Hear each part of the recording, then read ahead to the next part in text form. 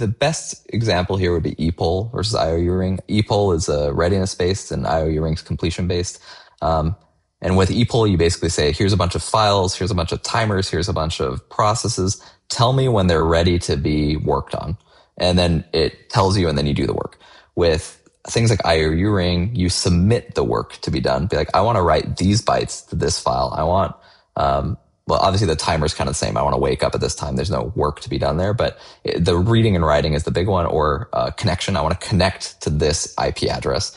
You give it the work, and then it goes off and it actually does it at some point, and then it calls back saying, hey, the work is done and here's the result, success, fail, whatever. And you just kind of have to pick one or the other. There's deeper thoughts on which one's better. But for me, it was just around picking what was more ergonomic and worked with more APIs. And I felt that the completion based model fit what I was trying to do better.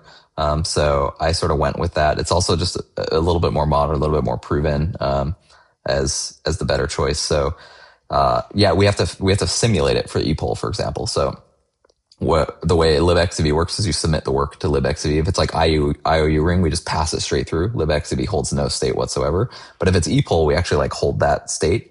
And when ePOL tells us it's ready, we do the work. And then after we do the work, we call back into the application. So we end up doing the work for you to paper over the readiness versus completion. But libxdb in general is a completion-based library.